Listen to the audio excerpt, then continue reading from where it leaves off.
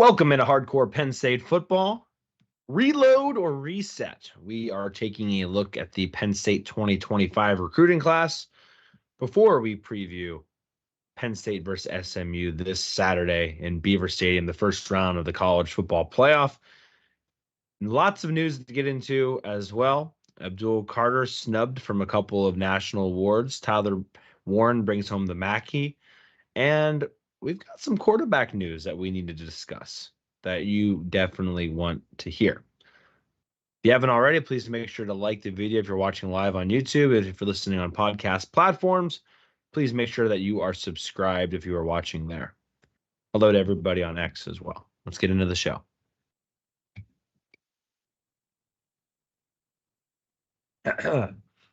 Welcome into Hardcore Penn State Football. I'm Cory Lestochi. With me, as always, the great Shawn Kane. How you doing today, Shawn? Not too bad, Cory. Not too bad. So it was awards season. I know we'll be talking a little bit about that. What were your impressions? I can't stand these awards. Just can't stand it. Did Penn State win the student section of the year? I don't even know. I doubt it. Do they still do the Live Moss student section stuff? That I don't know. That's a great question. I don't think I think I would have saw if Penn State won it. Yeah, I think so too. Yeah, I kind of hate these awards myself. I don't see. Oh, student section of the year. Ohio State. Fake news. Block O. I'm pretty sure their student section is divided into two. Like they have some on either side. The only thing I know that they do is they hold their shoes up in the air. It's very bizarre. Oh, I'm sorry. I'm wrong. Category 5 earns national recognition as they are awarded student section of the year. Nope. What is Category 5? Miami Hurricanes. Miami Hurricanes? Yeah. I'm trying to figure out who the heck won this thing. They think it'd be a lot easier to figure out. But it's not. Ohio State. Ohio State won it. Yeah. I think Category 5 was a semifinalist or a finalist. So Ohio State won it. Not sure if I agree with that, but whatever. They can't give it to the same people every year. Not the way I wanted to start the show, Shawn. No, I mean, in all seriousness, the awards suck. I mean, it's a popularity contest at this point. We've got to know that. Travis Hunter winning the – you got me started already. Travis Hunter winning the Blintekoff Award and also winning the Benerick Award, and then winning the Heisman. Once he won the other two, you knew he was going to win the Heisman on Saturday, but just ridiculous. I mean, he didn't even win the Thorpe Award given to the best defensive back. So how does he win Defensive Player of the Year and he didn't even win his own position award? He didn't deserve it over Abdul Carter, and he didn't even deserve it over Caleb Downs, to be fair. The Heisman is just ridiculous. I think Austin Genty won a fan vote, and he also won running back of the year, and I believe he won the Maxwell. So take that for whatever you will. Usually close race. Yeah. I think the closest since 2009. Popularity contest. So anyway, not thrilled with how the awards go down. Tyler Warren did win the Mackey Award given to the best tight end. It's the first time a Penn State tight end has ever won the award. We had to talk about it a little bit. Kyle Brady did not win the award in 94 because the award didn't exist. So, but, I mean, even then, like you think about Mike Gesicki, Pat Freiermuth, not that Theo Johnson had that great of a year, but Theo Johnson is doing some good things in the NFL. Hell, even Jesse James, I mean, or Brenton Strange. So they've had a bunch of NFL caliber tight ends, but Tyler Warren has completely taken it to another level. And and he won it. And anyone who thinks the guy from Bowling Green should have won it, they can kiss my ass. That's all I want to say about the awards. I know you probably want to say something about Abdul Carter. Yeah, I just felt like he got snubbed, like not winning the Lombardi or the Beneric. Just in my mind, the most disruptive player that I saw this year by quite a bit. And I think when you give it to somebody like a Travis Hunter, who's not even the best player in his unit, just doesn't make a whole lot of sense to me. I was actually more okay with him winning the Heisman than I was with him winning the Beneric Award. And I would have voted for Ashton Genty as well. If I had a Heisman vote, hashtag get hardcore Penn State football Heisman vote. I would have voted for him, but like I could see it with Travis Hunter because he was a very good player on both sides of the ball. That is something very unique. But I think the reason I would have voted for Genty is he had the best year that a running back has had in quite some time. And I thought he was a better running back than Travis Hunter was a cornerback or a wide receiver. And to me, it was just kind of that. It was just kind of that simple. Would have liked to see another snub. I would have liked to see Tyler Warren at least invited to the ceremony. I thought that was something they were going to do. I'm not going to make a federal case out of it either. Tight ends never get invited to that. But do I think he was one of the 5 best players I saw this year? Yeah. And I think that's what it's supposed to be about, is the best players get invited to the Heisman ceremony, regardless of position. Yeah. Tyler Warren finished 7th. Same number of votes as Shedeur Sanders, quarterback for Colorado. So that was kind of funny. Yeah, first place vote. Yeah. So whoever it was, shout out Audrey Snyder for Penn State football. Was it Audrey? No, I don't know if it was, but I know Audrey Snyder has a vote. I know John Sauber from Center Daily Times has a vote. I don't know if wow. Geiger did. I don't know if he. I was gonna say I think Cory Geiger does. I don't know if he still does. So I gotta ask him, how do you become a voter? It's like random people, but then like Josh Pate is not a Heisman voter. You have to sacrifice your firstborn, I'm pretty sure. Yeah, I'm sure like you have to like jump through the 3 hoops of fire, and then there's some. I know all the voters, like the past winners, all vote. But I don't know how these journalists get decided. No. Or radio show hosts. Like Chris Mad Dog Russo has a vote. That's terrible. And I think he knows about 6 college football players. Yeah, that's ridiculous. Cowboy Ribeyes on YouTube. If you're watching live on YouTube, make sure to say hello, or on X. One other thing, well, a couple other things we wanted to get to before we get into the recruiting portion. Not to bury the lead, but you want to go good news or bad news first, Sean, on the quarterback situations? Let's go with the good because it leads into the bad. Okay. Good news, if you hadn't heard yet, quarterback Drew Allar has decided to come back for the 2025 season. He was interviewed today during the press conference. Although his graphic was a little bit cryptic, he basically, he did come out today and say he's planning to come back for 2025. Part of the reason why he came up with that decision now is he wants to be focused for the entire playoff, which, to be fair, I mean, there's a lot of noise going on for it to be playoff season. Half of the country wants to be moving on to the 2025 season, and 12 teams are still like, hey, we want to play this playoff. And it's difficult, though, because coaches are being fired. We're talking about National Signing Day. The transfer portal is open. It's a mess. NFL draft. People are declaring for the NFL draft. So there's just a lot going on to also still have the football season going on. Bowl season started, which we did not even do the bowl thing this year because, honestly, I don't really care about any of the bowls. I care less about the bowls than ever before. But anyway, Drew Allar's coming back. We'll obviously have lots of time to talk about what that means for next year. But for right now, it means that there's no more distractions. Allar's got that out of the way, and it's done. I don't think, and we texted a little bit about this today. I don't think it's 100%. I mean, I think he truly wants to stay right now.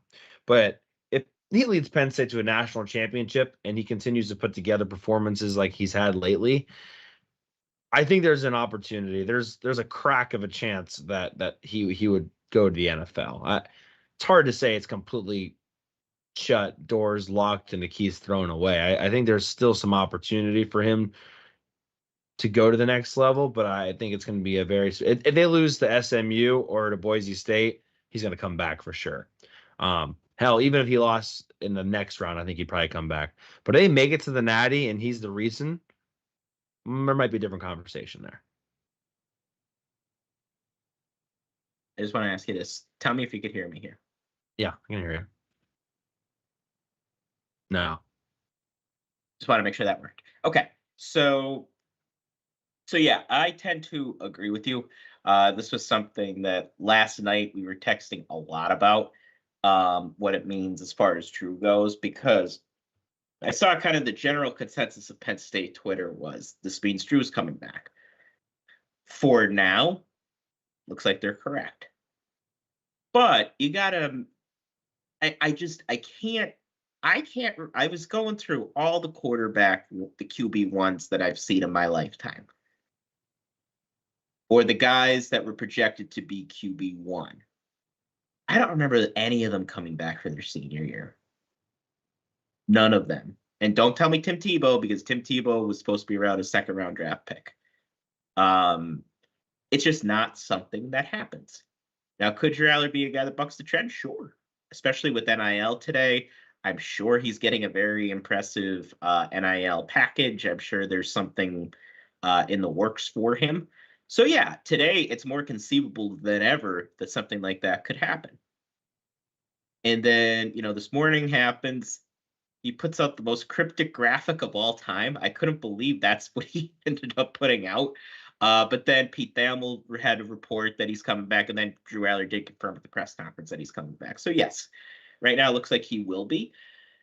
And I think, hook him up to a lie detector test today, he's coming back, and it would be 100% true. It's just a lot of things could happen in the next month. And if Penn State wins the national championship, or they get to the championship game, and I assume if they get there, Drew Allar is going to be a big reason why they get there or win it, I think conversations could change. Now, on the other hand, do I think James Franklin has gone over all this with Drew Allar? I'm sure he has. I'm sure he has discussed possibilities, what could happen, that possibly his stock could go up. I'm sure they've exhausted all those. But still, when you're there, if you win the Natty or you make it there, and you see Mel Kiper, and not even Mel Kiper, but different scouting experts that are actual experts that are just working for ESPN, telling you, hey, you might be the first pick in the draft. That's a lot to turn down. I don't think I'd turn it down, but I'm not Drew Allar. Yeah.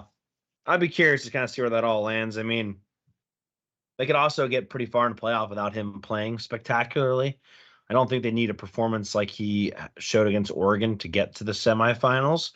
I think they would need him to play very well to beat a Georgia, Indiana, or Notre Dame, and then obviously to win a Natty. But I think they could lean on Singleton and Warren enough in the first two games to probably skate by. Now I agree. There's also an avenue which they blow out these next two opponents because of Drew Allar. So that's also on the table there too. Let's go to the bad news, likely because of this news. And that is that quarterback Beau Pribula has entered the transfer portal yesterday. Franklin spoke with the media today, defended Beau Pribula, criticized the current timing of all of this with the transfer portal opening before the season's over.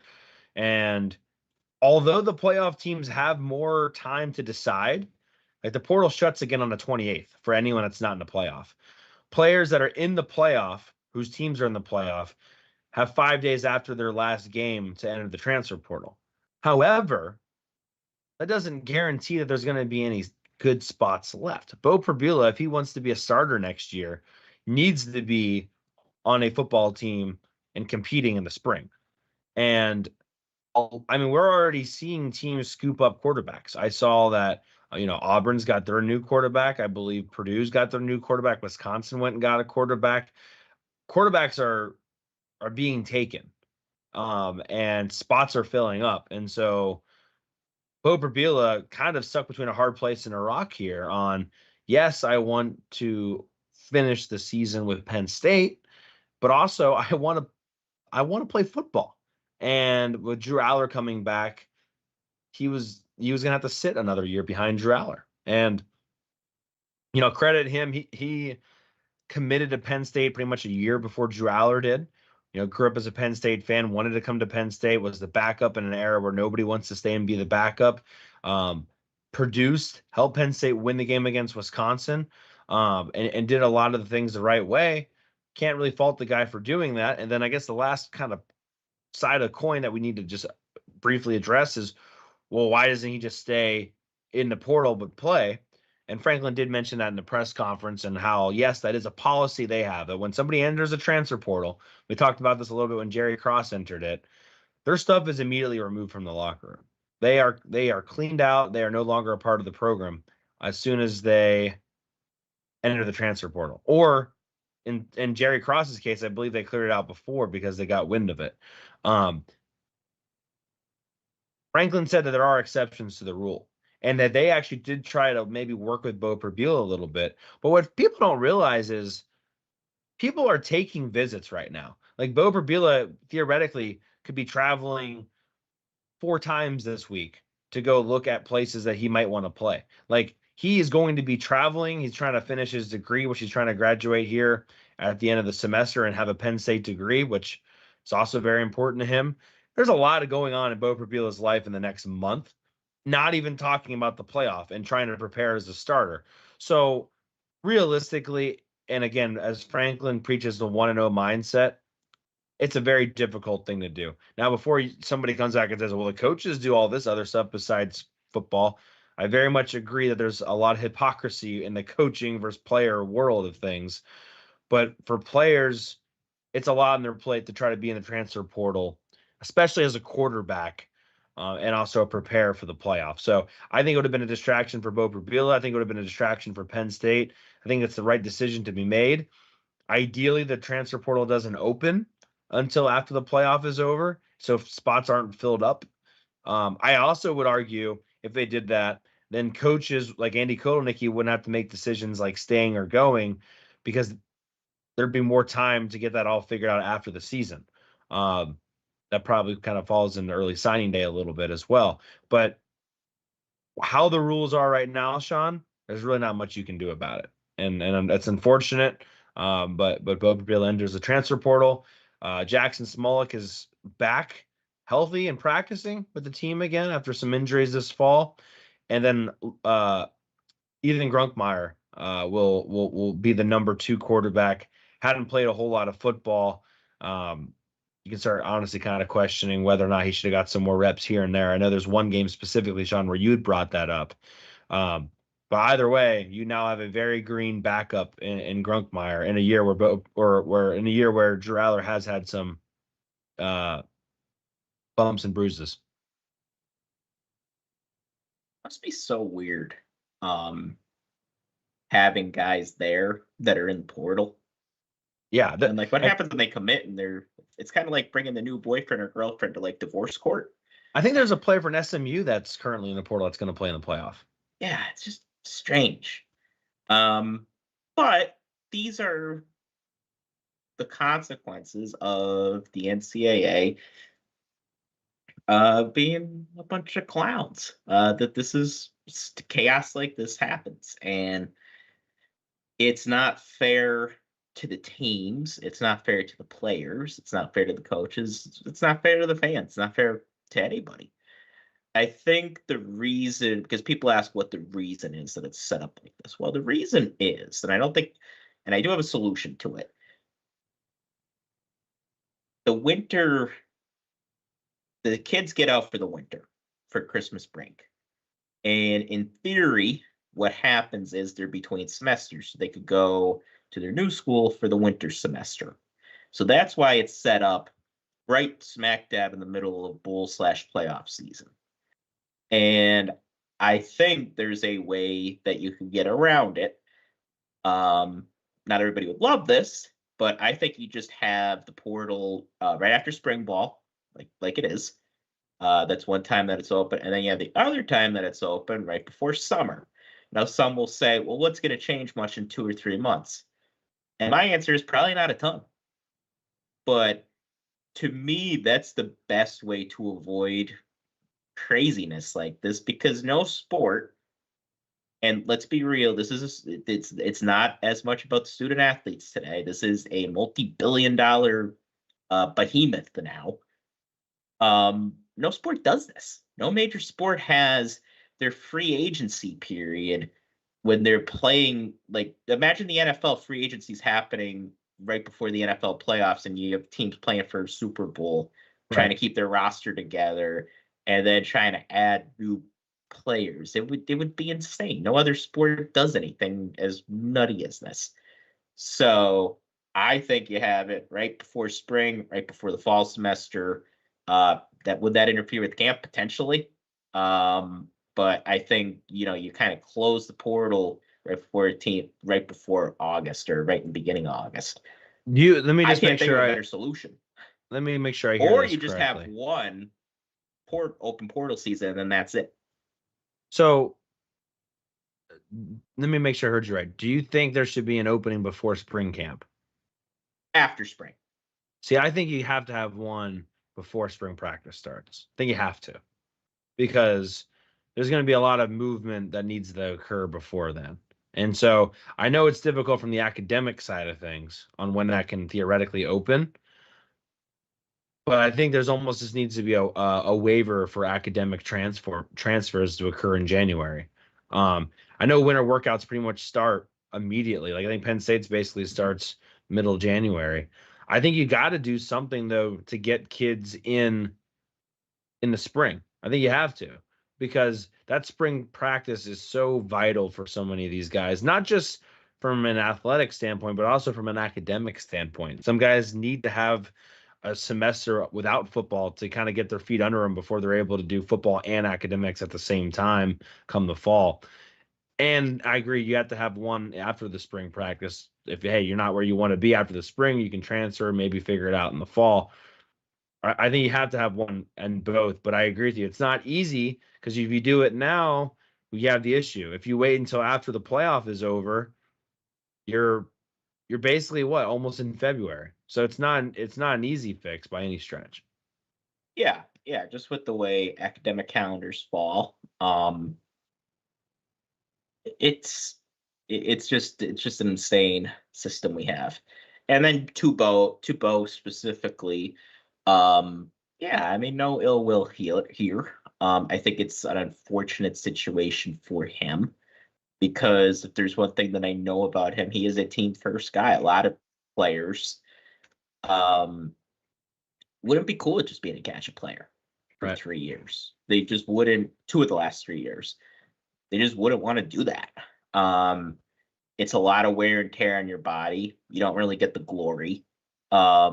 You're kind of an unsung hero. And a lot of players just wouldn't want to do that. And I don't blame him at all for wanting to start a senior season. How could you blame a guy for that? I think it just sucks that he was forced to make such a crappy decision. And like I said, I wish him nothing but the best. But it hurts Penn State as well, because now our backup quarterback is Ethan Grunkmeyer.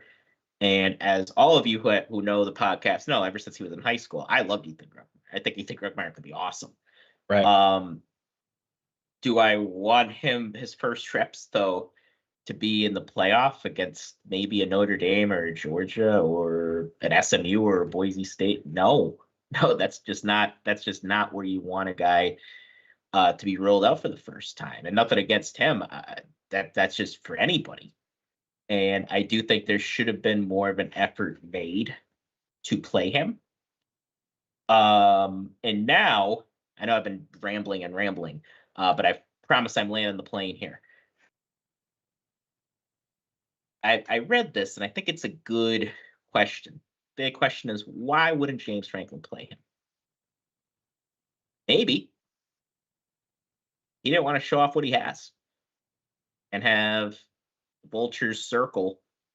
Somebody comes in the middle of the night and offers Ethan Grunkemeyer, I don't know, $500,000 and says, hey, come play here. You're not going to start for 2 years. Could happen. I would take Ethan Grunkemeyer at Wisconsin over Billy Edwards Jr. Yeah, Billy Edwards Jr. isn't any good. Like, spoiler alert. I said this on my own Twitter, but I was like, well, Wisconsin's found their next white quarterback that we will never remember the name of in 5 years.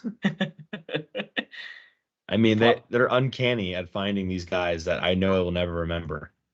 Yeah. And I think about Beau. Like, I was going through all the Big Ten teams. I think he'd start in half the Big Ten. Probably. Like, for real. I mean, some of the guys that are getting picked up right now aren't very good. Like, no, like Billy Edwards Jr. I know what I'm getting with him. He's just an average guy. If right now, like, one of the best guys that landed somewhere was Jackson Arnold from Oklahoma to Auburn, you can't tell me that Beau Pribula is not at least on the same level as him. I know Jackson Arnold coming out of high school is very good, but as far as experience playing football and making impacts, I would argue Beau Pribula has done just as much as Jackson Arnold has. Yeah, he's not worse. So, like, what else has really been out there that has landed that was huge? I'm struggling to see very many massive quarterbacks that have gone elsewhere. I mean, the one guy, what is that? Calzada. I forget his first name. He was the one that was at Auburn for a little bit. Oh, that guy. Yeah, he was like really good back in the day. He started at A&M, didn't he? I think it's the same guy. Is that the guy that beat Bama?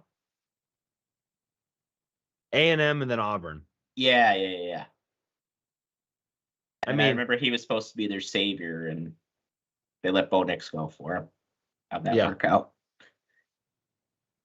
It's just Malik Murphy from Duke. Like, Beau Pribula is better than him. Yeah. There's not a lot of great quarterbacks out there right now.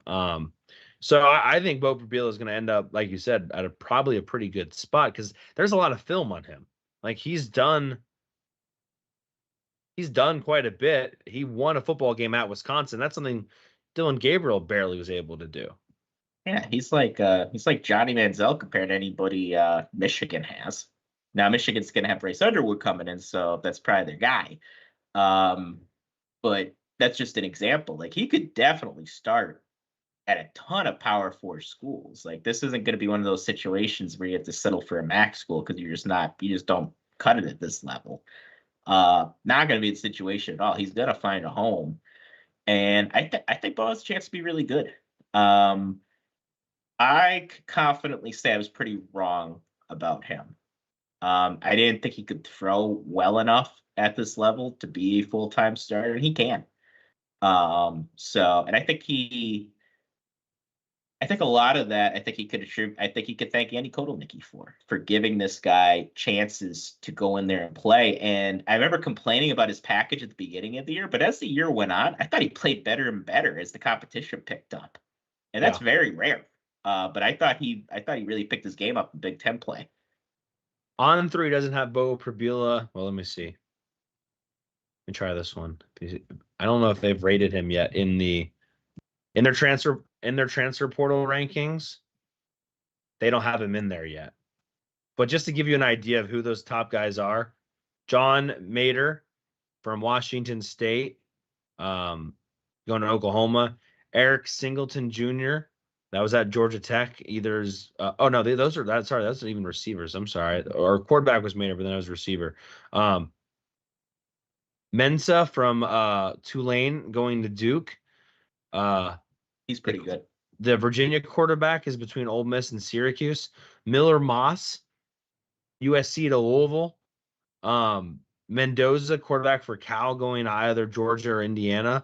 Billy Edwards Jr., one of the better quarterbacks out there. Did I say Wisconsin? I think he's going to end up going to Michigan. Oh, I think he might land in Michigan. Or this is not updated more. I don't know. Oh, that was one other name. Luke Kromenhoek from Florida State. He hasn't landed anywhere yet. And then there's Jackson Arnold, the Ohio State quarterback. Aaron Nolan went in there. So like there's a lot of like meh dudes. Michael Van Buren transferred to LSU already. I saw that. Then even a Connor Wegman from Texas A&M's already going to Houston. So a lot of meh quarterbacks. I don't think Beau Pribula is that far behind a lot of those guys. Not to go too far down that rabbit hole, but yeah, like last year, there were just superstars at quarterback all over. Which is a good transition to what Penn State's doing so far in the transfer portal. A couple names I wanted to mention again before we get into the recruiting side of things. They hosted Louisiana Tech defensive tackle David Beau, who recently visited. Beau is, let's see if they have him. The rankings that I'm looking at here just aren't cutting it for me. I don't know. I kind of think the transfer ratings, I kind of take them with a grain of salt. They have him as 1, 2, 3, 4. They have him as a 5th best defensive lineman right now, David Beau, defensive tackle. Originally played football at Westchester, so got some experience there from PA originally. My brother went there. Does he know David? Not to my knowledge. I should ask him because he would have graduated right about the time that he got there. So he would have schooled them. Yeah. They have a beautiful football stadium. They also hosted defensive lineman Bear Alexander, who formerly USC Trojan, formerly a Georgia Bulldog, approximately between SMU and Penn State, which is pretty funny given the fact that they play this weekend. Not sure how we exactly feel about Bear Alexander, but we talked about him a little bit last time, but from Texas originally. So take that for what you will. And then, of course, the wide receivers. They plan on hosting wide receiver Kyron Hudson from USC. They hosted wide receiver Justin Bowick from Ball State. They also hosted Rivers. Why can't I find can't find him on these rankings either. Why can't I think of his last name from FIU? I'm not. Let me see here. Rivers.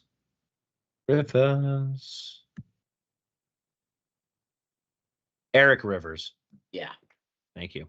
Right now, On3 has a 30% chance to Penn State, a 26.9% to Miami. I don't know how they come up with these percentages, but I think they make them up. I think that's pretty kind of crazy to me, but Eric Rivers, another guy to kind of keep your name on from to be fair, they've tried to schedule visits with a lot of receivers. Like they are trying to get guys on campus. You can't give them any flack for trying to get some of these guys on campus. And one thing, Sean, that you had mentioned was Drew Allar staying. Does that help in the recruitment of transfer portal wide receivers? I would think so. I mean, assuming he comes back, he's going to be one of the favorites to compete for the Heisman. I don't know if he'll be the favorite. I kind of doubt that actually, but he'll be up there. I think people know how good of an arm he has, and this year he showed he's willing to throw the ball downfield. So, and they saw his work with Tyler Warren. Tyler Warren won the Mackey. He would not have won that without Drew Allar. So yeah, he has shown that he's going to get his guys in a position to succeed. So I don't think Drew Allar will hurt. I think he definitely helped a lot more than having either Beau, who I like, no sour grapes here, or Grumpmeyer though. who's a totally unknown commodity. Drew Allar has played a lot of football. And and I think what also helps is Andy Kotelnicki's offense. Because he Fun. has shown, yeah, it's a fun offense, and he has shown that he will showcase you. And if you are one of his best players, he is going to come hell or high water, get you the ball. What do you think of the whole Bear Alexander thing? Yeah, I don't want to spend. I think we talked about it a little bit in the last show. I mean, I think it's worth getting him if you feel like you have a leadership room that can support him, because there's no doubt that he's struggled to stay in the same spot. Even when he was in high school, I think he was at 3 different high schools. 5. So 5. Yeah. So, I mean, and I don't think his parents were an Army brat, so I don't think you can use that as an excuse. So he's always bounced around. So, but there's no doubt from a physical specimen perspective, he's a physical specimen. Can they get him where they want him to be? I would say you take a chance with a guy like that, but I think you should temper your expectations a little bit. I think there's a risk there that things don't work out at all. I don't think he's typically he's a guy that Penn State would typically go after, but I think they probably try. The other guy I wanted to mention was Enai White, formerly from Emotep, was at A&M. I think it was originally a 3-star guy. He's visiting this upcoming weekend. No, he was a highly recruited guy. Yeah. Oh, okay. I thought he was on. Maybe. Oh, you know what? Maybe I was reading it. He's a 3-star guy now. Yeah. No, you're right. Let me see here. I think I still have him up here. He was a 5-star in high school, but he hasn't really done anything in college yet. So. Yeah, it depends where you look. They had him as a 4-star. I don't know. They have all these kind of weird. He was highly recruited. Yeah. On3 had him as a 4-star, second best in the state of PA.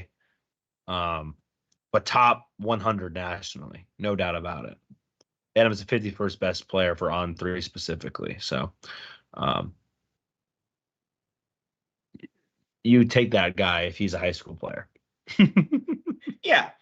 I mean, he just hasn't done a whole ton yet.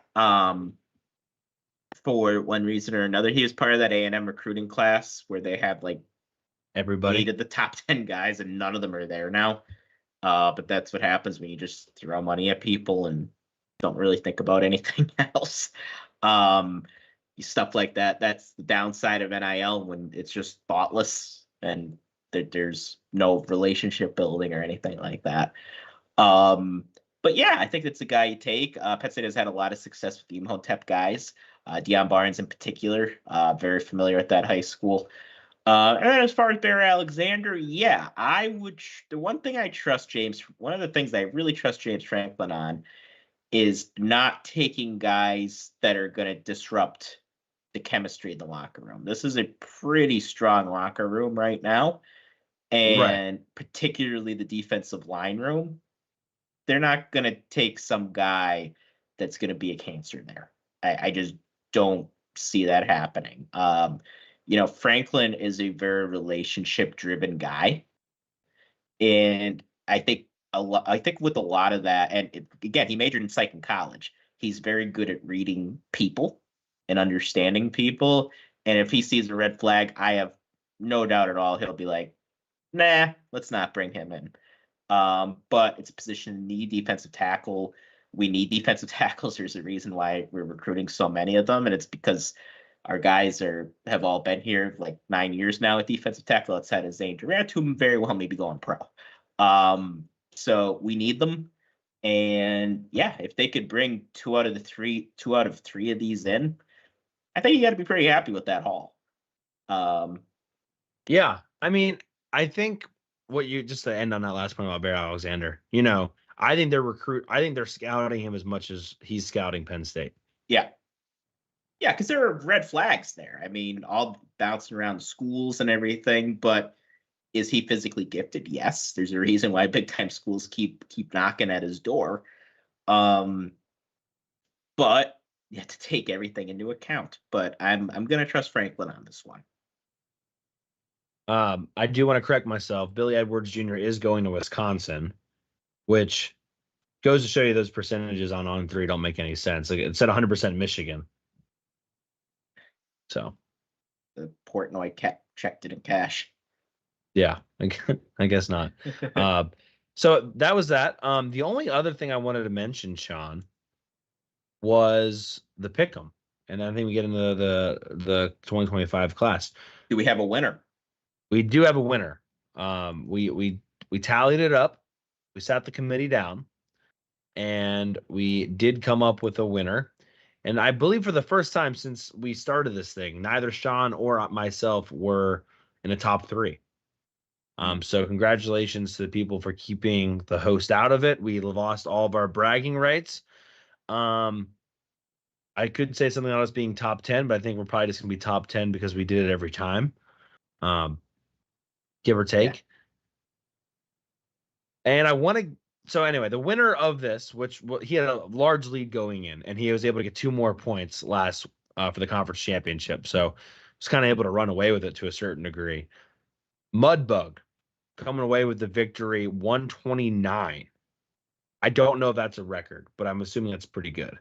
If you do 129 divided by 16, I mean, it kind of gives you an idea. Well, the last week was only 1 or 2 games, so like really like 14-ish weeks. I'll say this: he never tripped up really.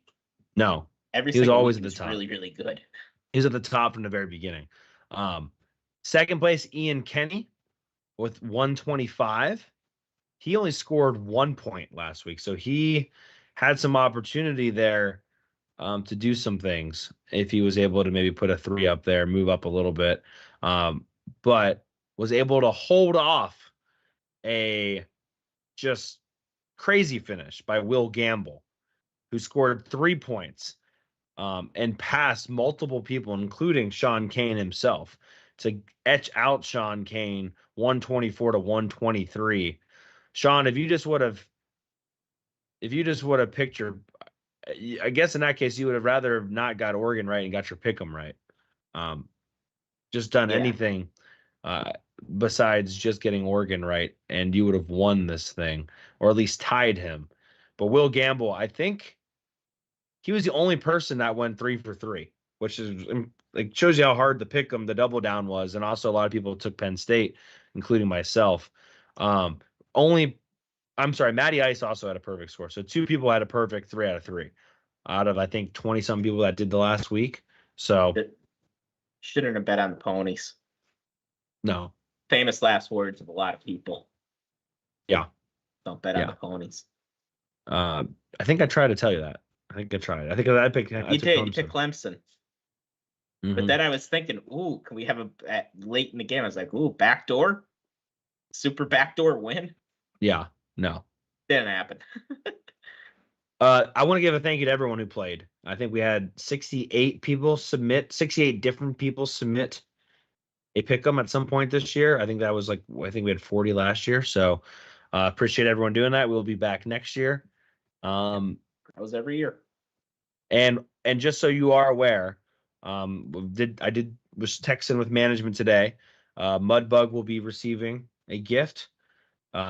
Ian will be receiving a gift, and Will Gamble will also be receiving a gift. So those gifts will be heading your way, I believe, from Family Clothesline, but don't quote me on that. As soon as I know more details, I will let people know. But I want people to know that we did supply the winners with something. And if you get something, Mudbug or Ian or Will, please share on social media. Okay, Sean, we have gotten through all the housekeeping items. Do you want to chat a little bit about this 2025 class that completely signed last week? It's a weird time to do it right before Penn State's playoff game. I feel like we're teasing it and dangling the carrot. We will be back on Thursday. I have some breaking news. Oh, well, hold on a second.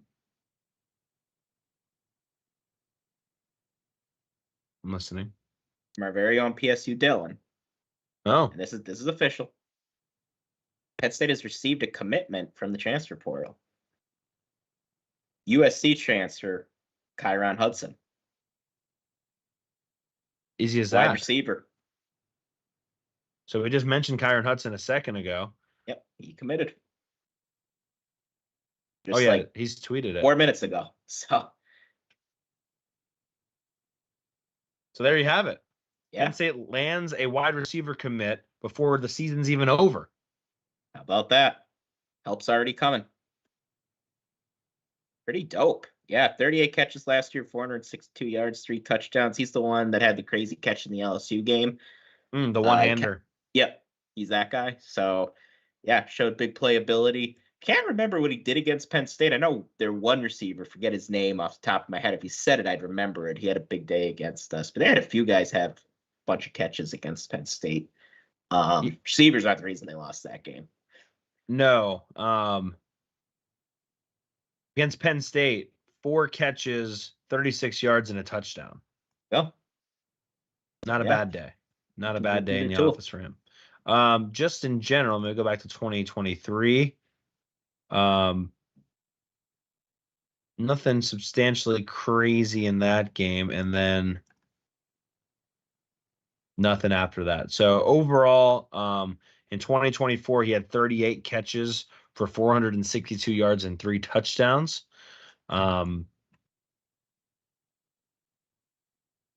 Averaged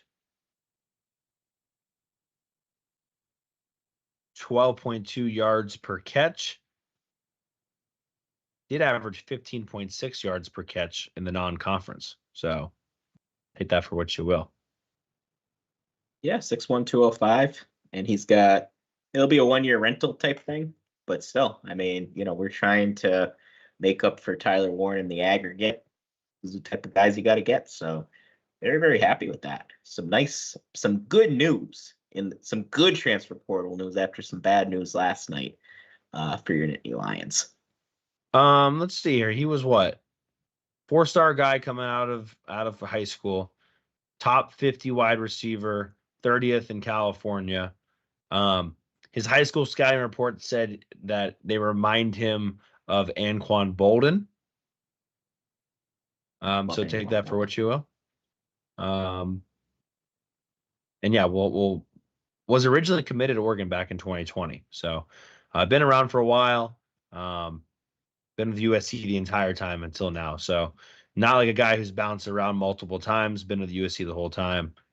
From California originally, now coming to, which by the way, because he was just here this past weekend, right? Yeah. If he was up here during that hellacious weather, he's going to be really fine. Want to be here. Right. I mean, that weather was not fun weather to be a part of as a resident of the State College area. And this poor guy comes out from California, sees that weather, snow, and now rain that we're getting right now, and is like, yeah, this is the place I want to be. He's bought in. No doubt. Oh, yeah, he wants to be here. Which is awesome. Really, really happy to get him on board.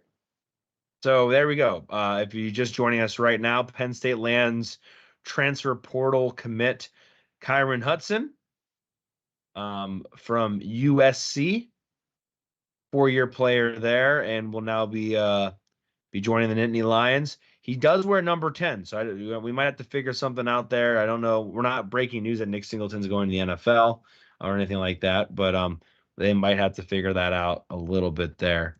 Not a bad way to break news on the show. Yeah, not at all. And now we'll get into Cory always says transitions. I'll do with this one. And now we'll get into more guys that are coming to Penn State next year. The 2025 recruiting class. Take it away. Sean, I'm going to let you drive because you're the expert.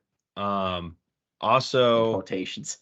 You kind of have an idea of how you want to go about it. So I'm going to just let you drive, and I'm going to sit back and just kind of hang out on Twitter. All right, sounds good. Yeah, so we'll start right from the top, right? We'll start with Beckham Kritza. He is the quarterback, so why not just start there? 3-star guy, originally from Colorado, bounced around in his high school career, went out to California, went down to Miami, actually went to 2 different schools in Miami, ended up at, I always say this name wrong, Shamadan Madonna. That is where he is at right now. Teammate with Kobe Howard. The thing with him is Hey, big. Sean. Yeah. So I'm gonna cut you off one more time. It's funny that we're gonna talk about this class because Darius Dixon went to the same high school as Kyron Hudson. Oh, modern So, day. yep. Just Yep. That. you brought up high schools, made me think about it. Double checked it. Same high school as Kyron Hudson. Yes, So, big time school out in the Los Angeles area. and now I will shut up. Sorry. No, you're good. So yeah, Kurt's a big kid, 6'5". But the thing with him is he went to a lot of big time schools and didn't always get that much playing time. Now take that for what you will. It probably would have been better for him long term to just stay in Colorado, not explore the whole United States, both for development with consistency. And then, when you're going up, when you're going to schools where these other big time quarterbacks are, it could be tough to get on the field. It's not like playing receiver where you could have several good receivers and you still play, or cornerbacks. So that's kind of where Kritza is. We just didn't get to see a whole lot of him. Now he according to Brian Doan, 24/7 Sports, he did start at Shabada Madonna, and they did get to the state championship game. So that's encouraging. But there's just not a whole lot known about him. He is a bit of a question mark. It looks like he's probably going to be our only quarterback because Bryce Baker. This was. I had to shake my head and be like, "Wow, that's so cool." Looks like he is sticking with North Carolina. Bill Belichick actually got introduced at the North Carolina basketball game and brought Bryce Baker out on the floor with them. And I was like, "Man, that's so cool." There's no way he's coming here now. So yeah, Beckham Kritz is our guy. Does it to my knowledge, I don't think we have another quarterback on the radar for 2025. And if he could live up to some of the talent he has and some of the potential he has, he could be a good quarterback for us. I'm just curious in the sense of where Penn State is with quarterbacks, and given the fact that we don't know a whole lot about Grunkmeyer yet, I don't like saying it's a filler quarterback or anything like that. But part of me does kind of wonder, how much what should the expectations be for him coming into this? Obviously he's going to need to develop some, but what realistically should our expectations be for him? Yeah, that's a good question. And really, it kind of reminds me a little bit of T.A. Cunningham, who just transferred out from Penn State. And I remember saying last year during the show, moved around a lot of different schools, talented, but he's going to be a boomer or bust. And that's kind of what I feel like with Beckham Kritza. So it's the quarterback spot is really in a weird. It's a strange position to be in, right? Because we're gonna have Drew come back, we think, next year, and then there's zero experience behind him. So kind of alarming. But gonna have to just make it work, I guess, right? Yeah, absolutely. Next person. All right, we'll go to Key Hayes. Just call him Tiki. Tiki Barber. From Aliquippa. I got to actually see him play a basketball game against. Hold on, Sean. It might be my Wi-Fi. We lost you a little bit for a second there. Try again. Okay. Yeah, I actually got to see him play a basketball game against my high school, and Aliquippa dominated them in the state championship game, and Hayes was part of that domination. Part of the issue, and part of the reason I think he's a 3-star running back is Aliquippa is not a huge school. They played in the AA championship against Holy Cross, my alma mater. And Holy Cross is also known not to be a big school. So, but you have to also keep in mind he's in the WPIAL.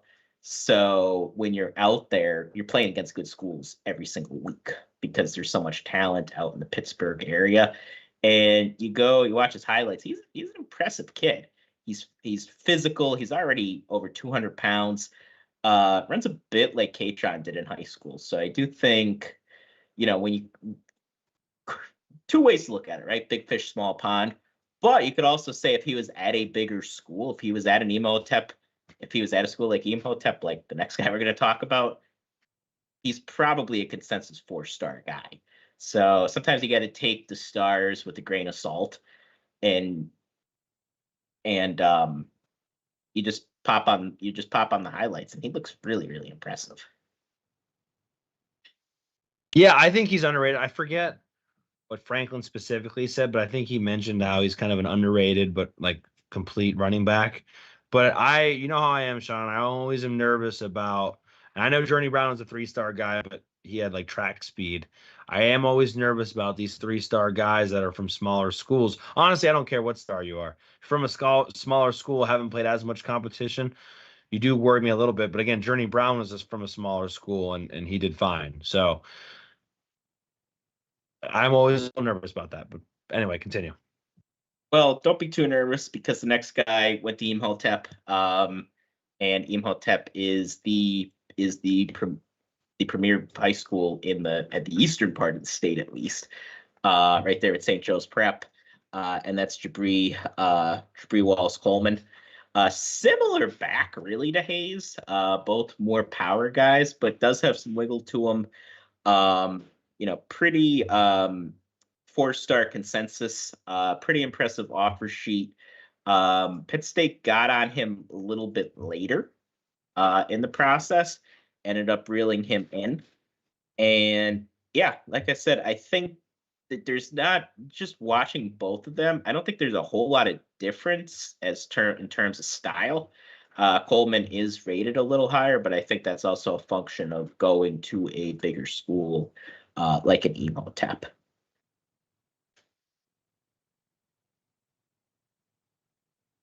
Yeah, I mean, I would be lying if I said I wasn't a little bit more excited about this guy. Again, maybe it's just the larger school. Maybe it's the 4-star rating. Top 300 guy from On3.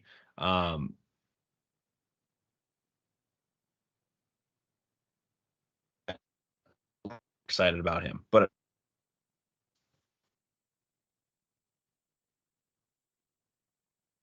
Right, you cut out a little bit there. okay, you got me now. I think so. You seem a little delayed. Okay, keep going. All right, I think we're there good. you go. There you Next go. guy. I think we're good now. All right, so now we'll move to receiver. We'll talk about one of my favorite guys in the class, and that's Matthew Auten. 4-star guy out of Virginia. Penn State was able to flip him from friend of the program, Brent Pry, over the summer. I remember being really bummed that he didn't commit to Penn State and he went to Virginia Tech, and then ended up being really happy that he flipped.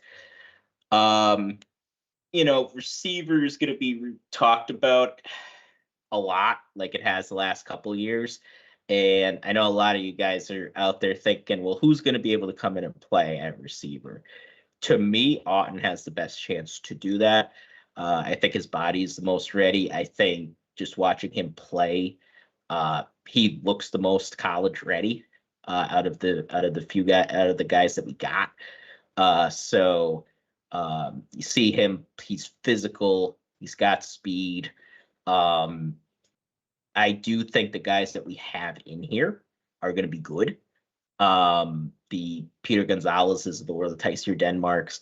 So I'm not expecting Auten to start or anything next year, but do I think he could have a role on the team? Yeah. Do I think there's a good chance he burns his red shirt? Yes. So it's kind of where I'm at right now with him. And then the rest of them are more developmental. You got Jeff Exner, another guy, Maryland kid from McDonough. I think 24/7 Sports for some reason has him as a tight end, but he's From all the recruiting gurus, they all expect him to play receiver. Again, physically ready. I want to see, maybe the speed. Want to see more of that from him. But he's another guy. I just think as from his body is probably more ready to play next year. And then we get into Kobe Howard, who was a teammate of Beckham Kritza down at Shamada Madana, which is so fun to say, isn't it? Because I look at it and it kind of looks like Chaminade, but I know that's not how you say it. So I'm Chaminade. So I just think it's Chaminade. I don't think that's right, but I don't want to burst your bubble. All right. So it's, yeah. All right. So he's from that school. And, I love kids that have to... Hold on, Sean. I'm going to cut you off for just 1 second. Right. Ryan on YouTube says Aliquippa plays 5A football. No, I think it's WPIL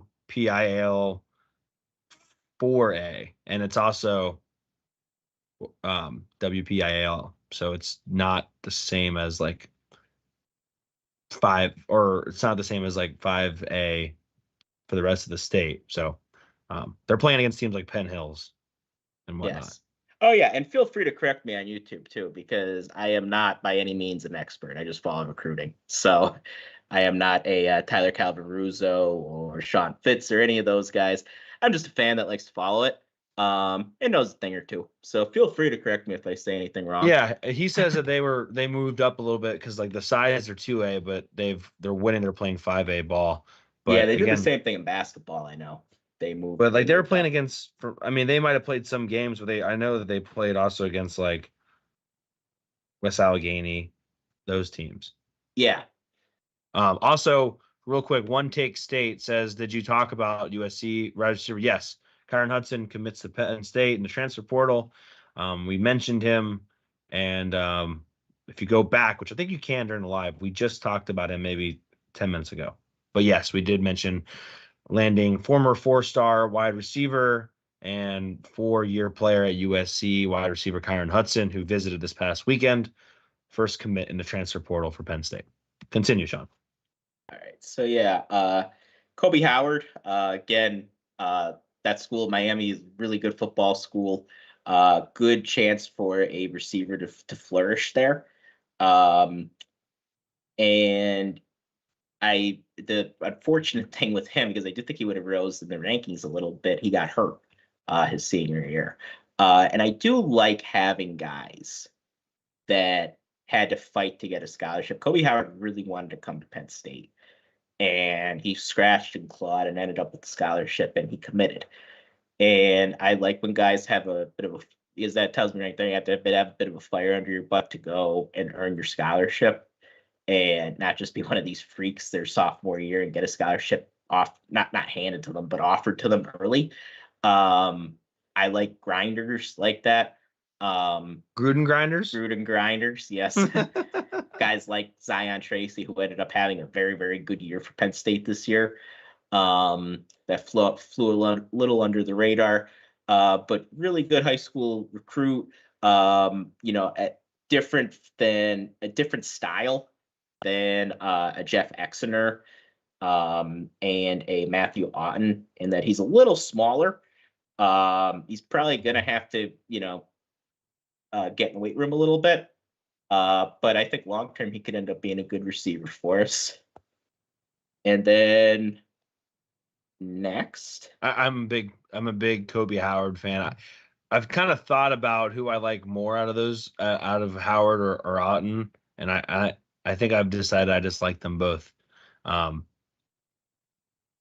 We'll see what happens, but I know we were excited about some of the guys, and I honestly think Penn State stacked 2 really good classes together from receiver perspective.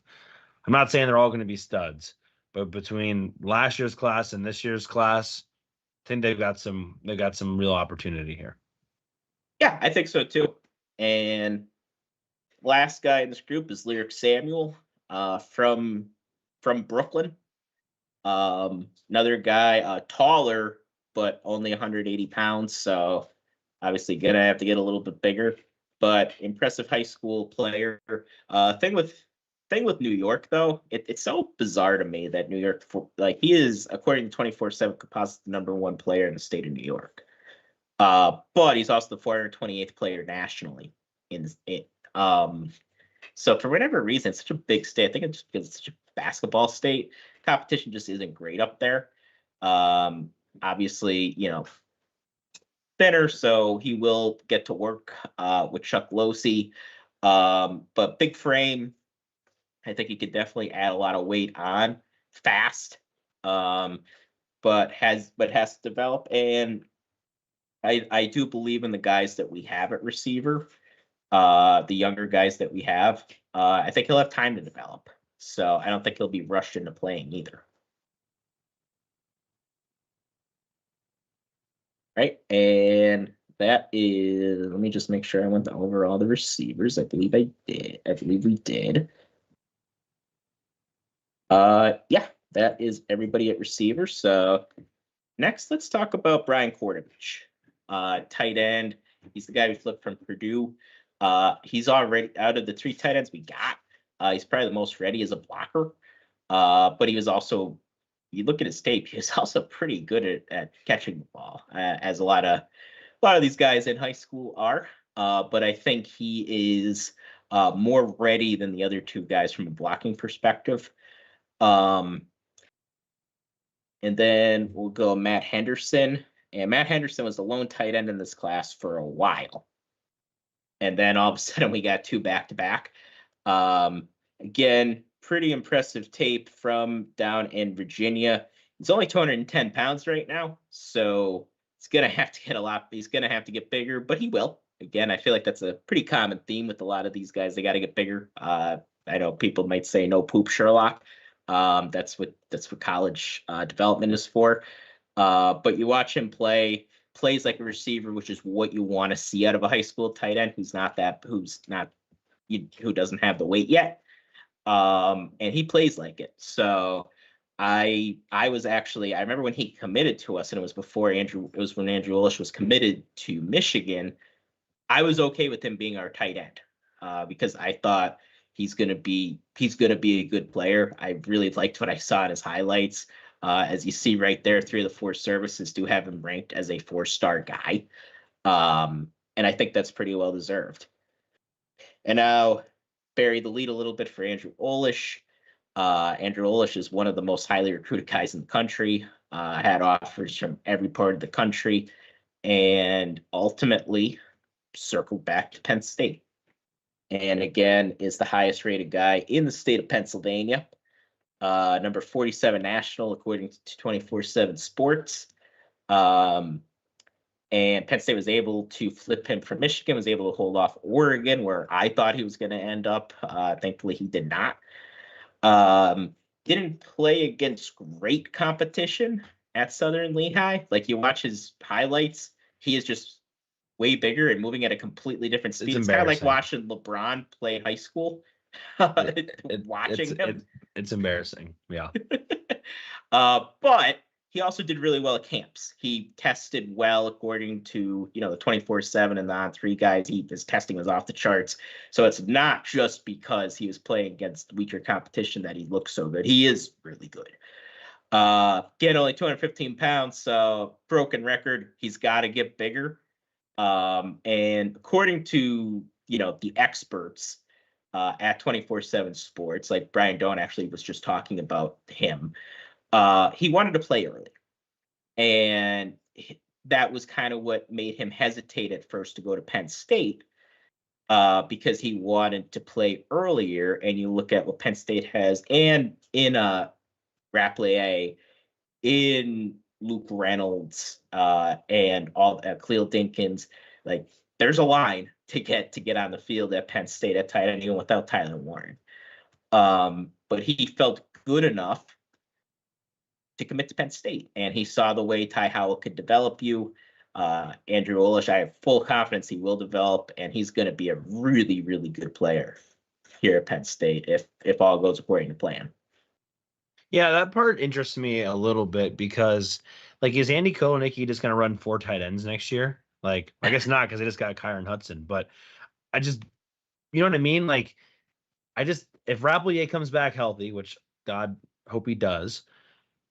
I mean, I like Reynolds, but I'm not sure if I think Reynolds has a higher ceiling than Rappleyea, but I really, really like Rappleyea. I do too. And I really, really like Dinkins. Yeah. Yeah. It's a good problem to have because I think all these guys could play. I don't do you think it's possible? I think maybe Henderson more than Olish. Is it possible one of these guys eventually bounces out and is more of a receiving tight end? I don't know. Or that they almost consider him a wide receiver. You're bringing in 3 more guys, and you also still have Joey Schlaffer too. Yep. It's not adding up from a numbers game. It's not. Them could probably play receiver. Honestly, Schlaffer might make the most sense. I don't know, because you also have to consider the juice that you're going to be able to squeeze out. Like Andrew Olish, do I think there's a world that exists that he could play receiver in college? Yeah. Same thing with Matt Anderson. But are they going to be slow receivers? Because at this level, even though I would probably actually say Andrew Olish would be most suited because he does have speed. Like he's faster than your average tight end. So probably Olish, but yeah, there's gonna be some attrition, and that's kind of sounds weird, but that's kind of healthy. Like Jerry Cross, I think Jerry Cross could play at this level. It's just there's so many really good tight ends here. Yeah.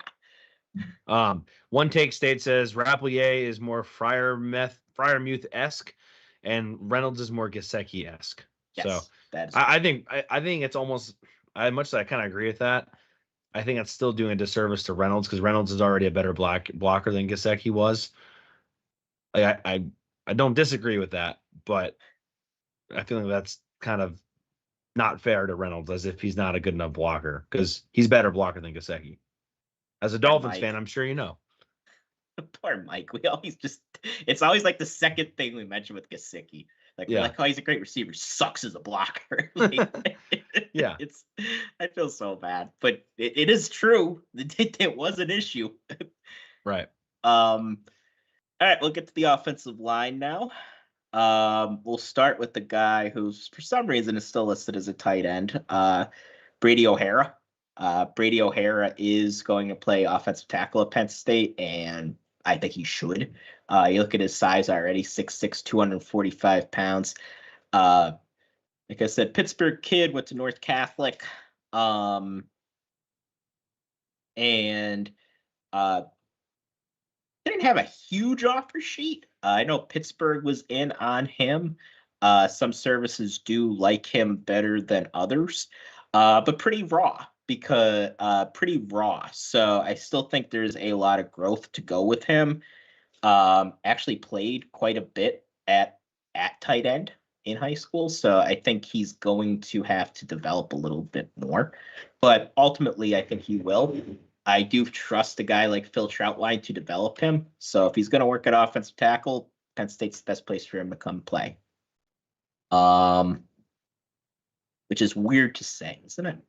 It is, but still we just got done talking about tight ends, so yes, not a viable position for him. Very true. Yeah, he can't afford to bring another one in. Next one that we'll talk about, a guy that really shot up the rankings, Owen Alicine, from Connecticut. Shout out our friend G Wiz. Had to hold off Bill O'Brien's boys to be able to bring him in. And again, it's kind of a similar thing. You look at his size already, 6'7", 275 as a senior in high school. That is just a massive human being. Yeah, on 3 has him at 6'8" even. Yeah, like depends if he has shoes on or not. Yeah, that is the prototype that you want from an offensive tackle. Like you look at a guy like that, he's playing offensive tackle. Like all these guys, especially on the offensive line, still some room to develop.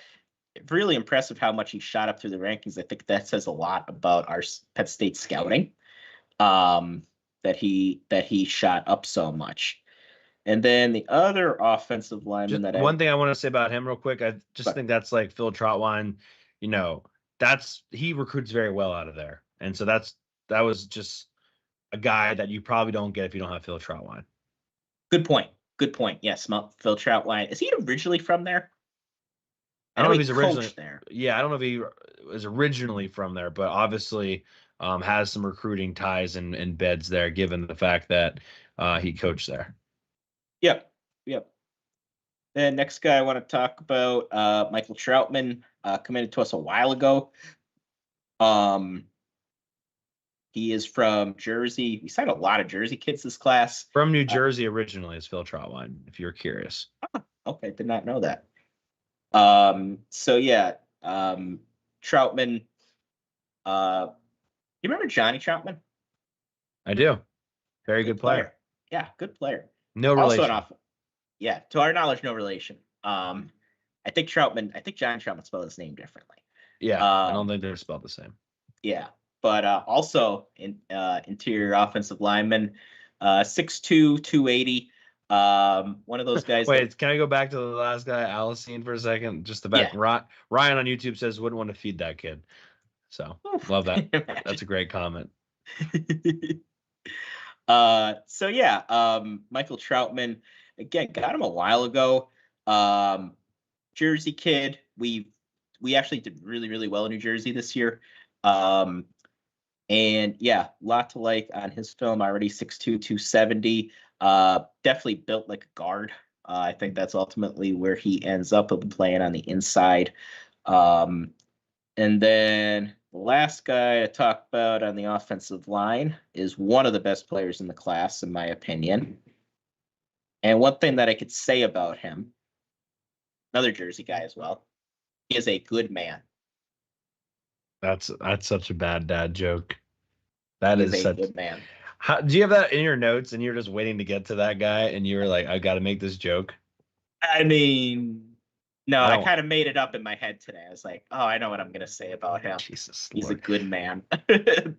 That's the way my mind works. I mean, we had talked about this over the summer, but Penn State did a lot better job in New Jersey with this class than they had in the past. And this is one of the best. This is a guy that had a very quiet recruitment and didn't really kind of give away anything about what he was going to do. Forgive me if I'm wrong, but I want to say correct that there was a lot of people involved here because nobody really had any idea. And then one day he just, I'm committing to Penn State, and that's the end of it. And he ends up being one of the best players in this class. It's kind of a weird recruiting for 2024, how it works nowadays. Yeah, no doubt. He visited all over the country too. He was at Georgia, he was at Bama. So Penn State had to hold off some really, really good teams in order to bring him in. But yeah, one of the best players in the class. Another guy that really shot up recruiting rankings. He was always, fairly highly rated, and now he is one of the, according to 24/7 Sports, top 100 guy in the whole class overall. So, you look at the way he plays. I would love to see him play at guard, just because he is so violent as a player. Actually, reminded me a lot of watching Javen Williams' tape, where I think he'll probably project. He might be a better player at guard, but he'll probably end up a tackle. And just like I said, the physicality just really, really stands out to me. I mean, the thing with that is you do have to keep in mind a lot of times guys that play like that at the high school level, it's about getting the technical stuff down when they get to the next level.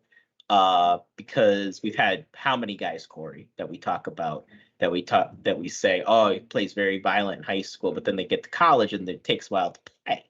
And a lot of that is just getting the technical side of things down. I think he will. He's pretty athletic too if you watch him play. So I think he could be really good at guard or tackle. But yeah, one of the best players in this class by far. Yeah, I agree with all that. I'm not going to add anything. Keep it going. All right, we'll switch over to defense.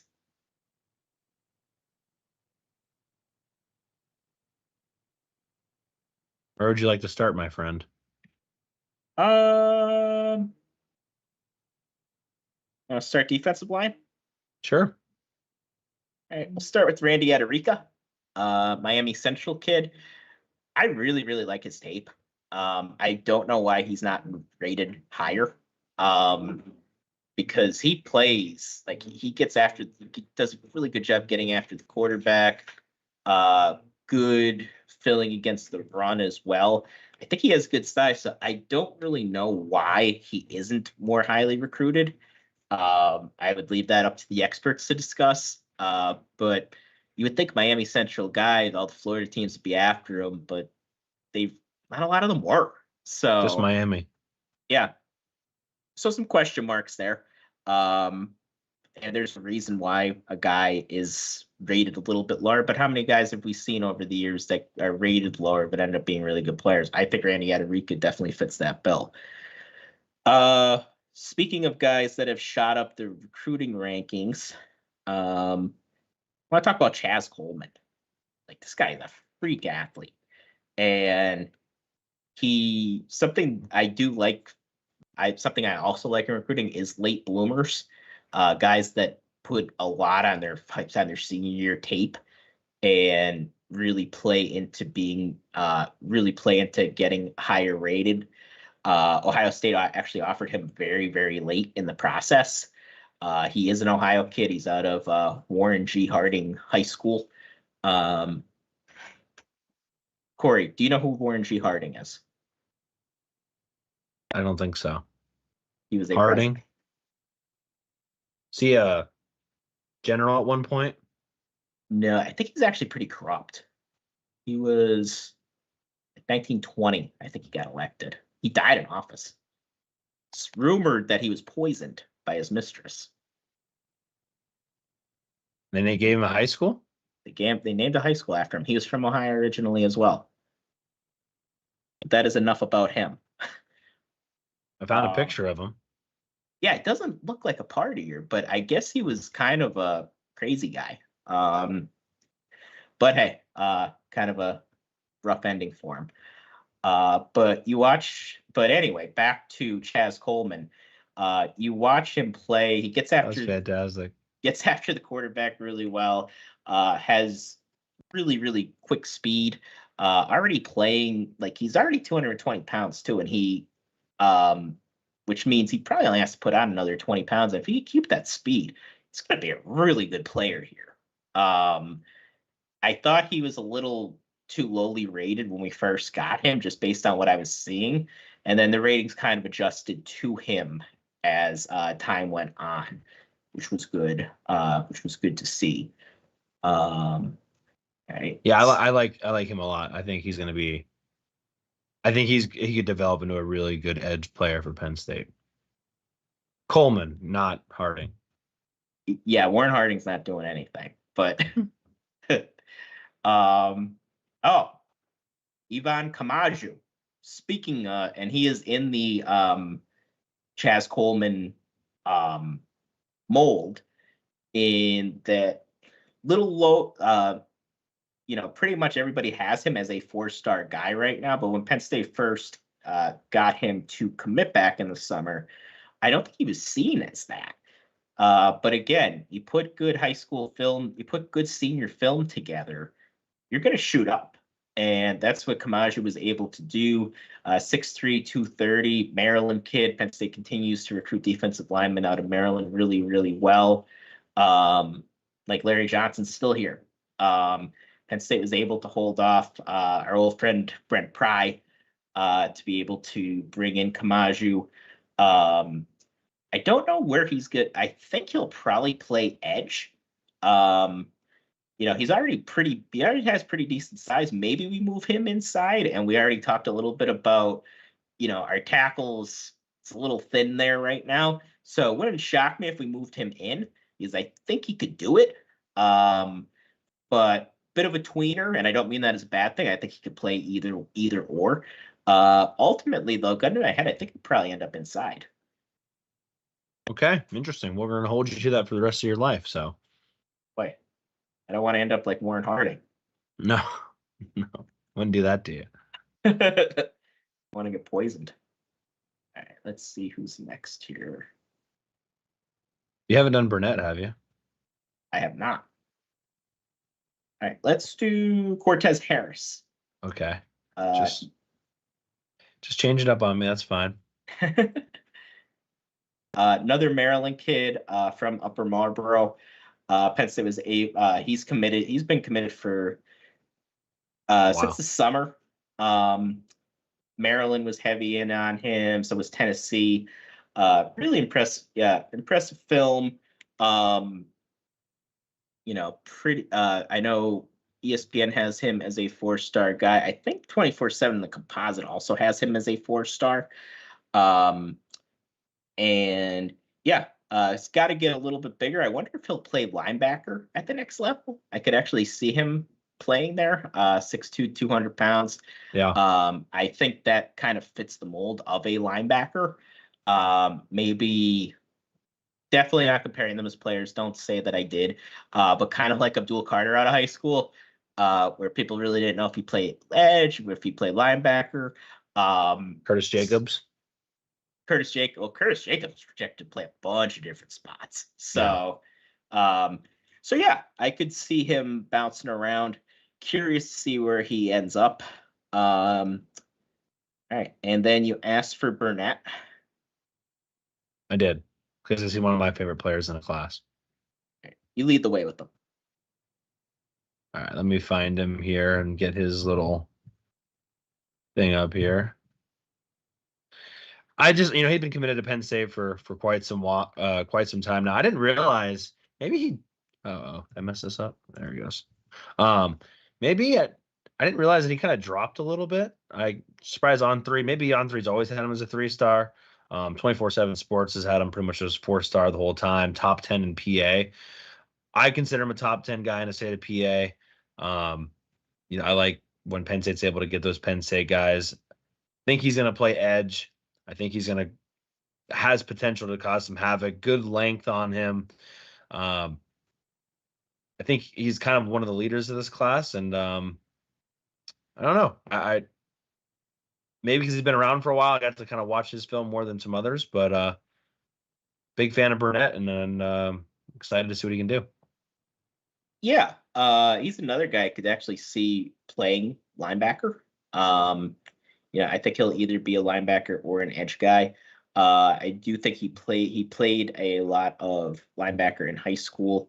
Did a good job getting after the quarterback. And I like what you said about a leader in this class, because he was one of, if not the first guy to commit. He was either him or Breckham Kritza.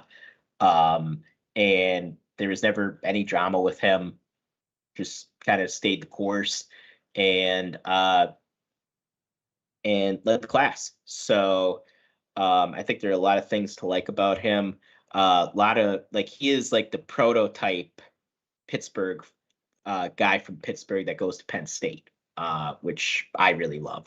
Penn State has had a ton of success with Pittsburgh guys over the years on the defensive side of the football. I think that's all the defensive linemen. I think that's it. All right, we'll move on here. Which one are you going to choose? I love all these linebackers, so. All right, we'll go to linebacker. Let's go with LeVar Jr. Why not? Okay. We'll lead with LeVar. When Penn State got him to commit to them, I think a lot of people thought maybe it was one of those legacy guys. How good is he? And then he showed he's really good. You watch him play. Obviously, yes, we got to get the LeVar thing out of the way. Yes, he is LeVar's son. And he plays with the same kind of violence that LeVar played with. And he's got that speed, could move well sideline to sideline, play, from Southern California, played against good competition throughout his high school. And I got to say, he was somebody that really earned his rating. Yeah. Because some people, I think they see names and they automatically rank him high. No, VAR was not ranked that high when Penn State first got on the radar for him. He kind of earned his spot, not just at Penn State, but through the recruiting industry. So really, really love watching him play. Loved his highlights. And I think he has a chance to be a really, really good player here. And I think he's going to wear the sticks. Makes sense. He's not the first son of LeVar, too, which is what I wanted to mention as well. Right. So it's not like every Arrington's just coming to Penn State because it's a legacy. And I wanted to make that point because I do think it's unfair to just kind of chalk him up to a legacy guy and just move on. Yeah, no doubt. Like, this is a guy that definitely earned his scholarship. Does it help that his father's LeVar? Sure. Helped us getting him. I mean, you don't get very many guys from Charter Oak. Right. Penn State. Yeah, generally in California, I mean, we recruited better there this year than, I don't know, ever. And I think I got to wonder if part of that's a function of having the West Coast teams in the conference. Maybe. Can't hurt because you're going to probably play at least once on the West Coast every year. Yeah, and they're going to get Big Ten Network, so Penn State's going to be on TV a lot. So, and they're going to be playing against the USCs, the UCLAs of the world. So, yeah, I agree with you. Can't hurt. Next guy I want to talk about, we'll talk about Cameron Smith. St. Joseph's Prep. I was curious how long it was going to take for you to mention it. Yeah, about 1 second. I thought you might hold off, but no. St. Joseph's Prep, which for whatever reason Penn State has been unable to recruit since John Reed. I don't know why. You should probably ask one of the gurus that. I don't know why we can't recruit St. Joe's Prep, but changed this year, and Cameron Smith could be one of the most important commits for Penn State. Number one, he's a really good player. You brought up Curtis Jacobs before. This kind of reminds me a little bit of him. Not the tallest guy, just kind of, yeah. Yep. Like, this guy kind of reminds me a little bit of that. But good highlight film. But then, when you have a football factory like St. Joe's in your backyard, there's no reason why we should be going almost a decade without getting a guy from there. So I'm hoping Cam Smith comes here, balls out, and more guys come through here, because John Reed played well here at Penn State. Kind of gets looked over a little bit, I think partly because he got hurt in his career. Right when he was about to really peak, he hurt his knee. But this could be an important piece of getting that pipeline to Penn State, because there are a lot of good players that go there. I mean, first guy I think of is Marvin Harrison Jr. And Kyle McCord.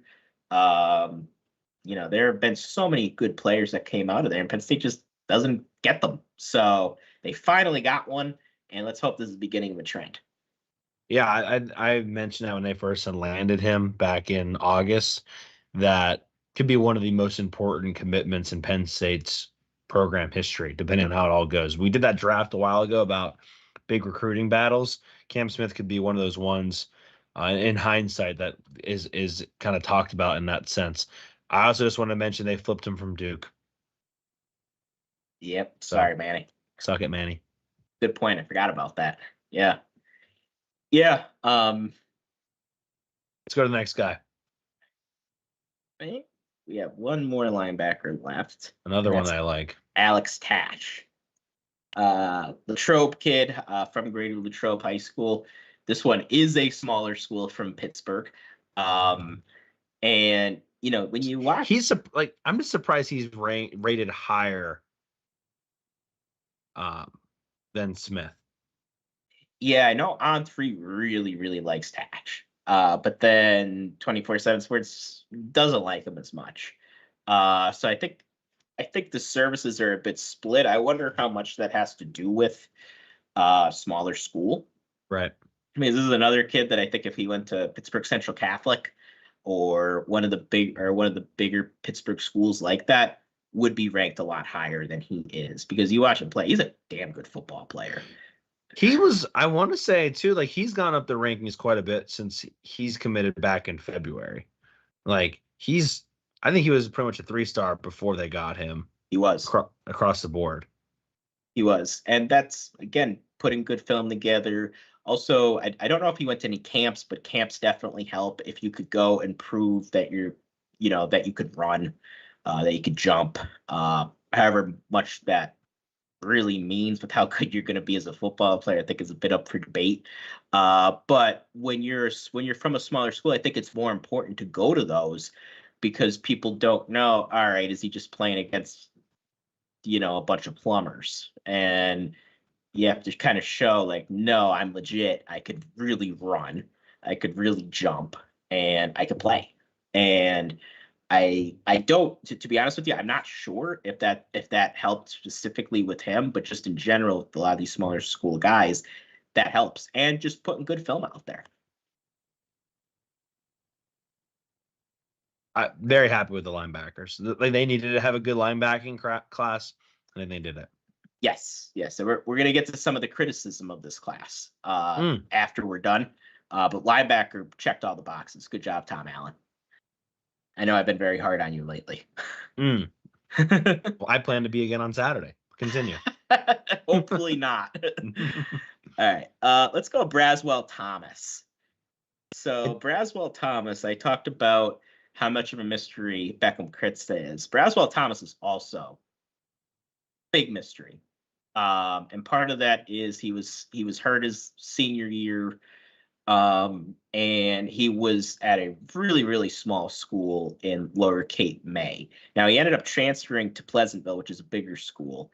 But he played in a really, really small high school conference. I think Brian Doan was actually talking about this too, that they had no idea where to rank him, because it's just so hard to gauge how good a kid is down there. So bit of a mystery, but he could run. He's got good size for safety, and I think he's worth taking a gamble on. So that's really where we're at with him. True boomer bust prospect, but I think worth taking a flyer out on. Right. Well, I just brought up Pittsburgh Central Catholic, so we'll talk about a Pittsburgh Central Catholic guy here. Xavier Thomas, a guy that's been committed to Penn State for a long, long time. I remember Penn State got him, and he was like a no-star recruit. Like, nobody had evaluated him yet. So we were all kind of like, all right, well, where's he going to end up? And again, you kind of have to trust Franklin as a talent evaluation. 24/7 Sports really, really likes him. He is a 4-star guy, recognized by them. And you know what the rules are here. We recognize him as a 4-star guy. I don't know if this is true or On3 just never updated it because he got offered and accepted so soon. For people who offered scholarships, they literally only list Penn State and Akron. Yeah, that's the other thing. Like, I remember being so confused by this guy. I was like, who is he? Number one, it was really early in the process. Number two, there weren't even any verified offers out there for him yet. So I had no idea what to think of him. But, played himself into 4-star status. Again, I just talked about Central Catholic, comes from a big time school. And I think he has a chance to be, again, one of these guys, 5'11", 175. Wonder if he'll play inside or outside. Seems like a guy that could play nickel. So especially, yeah, I mean, he's fairly lanky. Don't want to give Daquan Hardy just because he's from the Pittsburgh area, but I thought it though. Yeah. And we love Daquan Hardy here. Yeah. Daquan Hardy fan club for life. We are the OGs of that.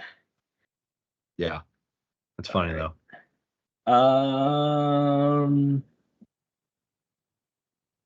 Darius Dixon.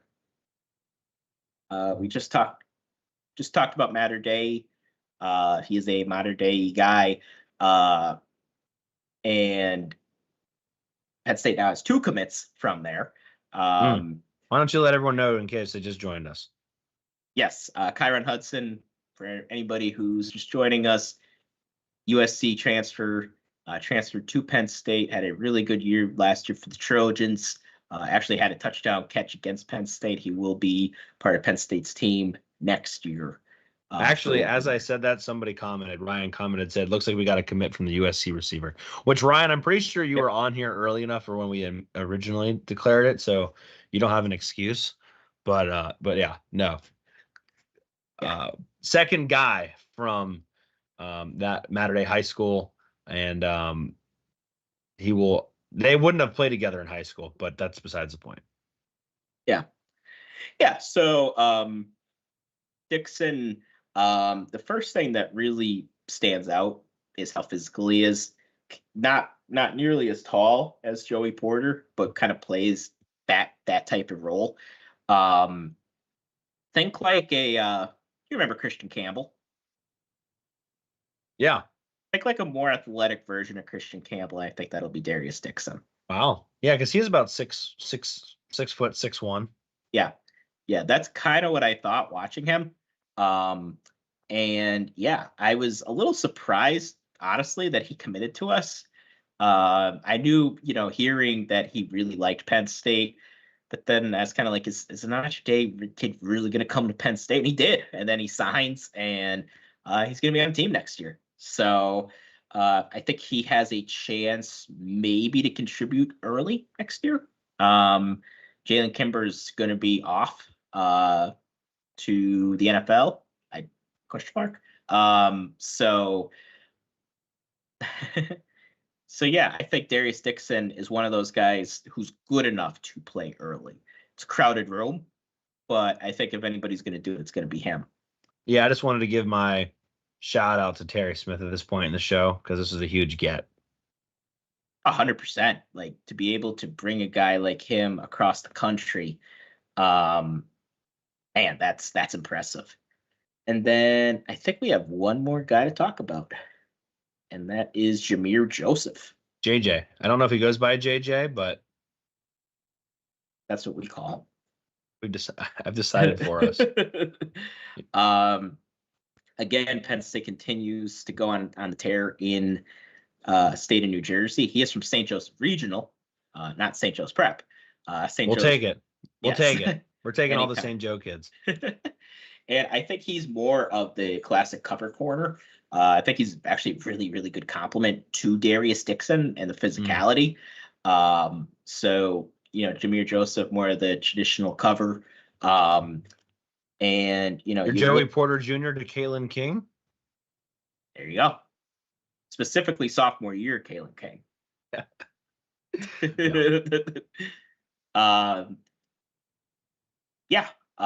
He had, still disruptive, able to pick, has had quite a few, picked off the cornerback quite a bit last year.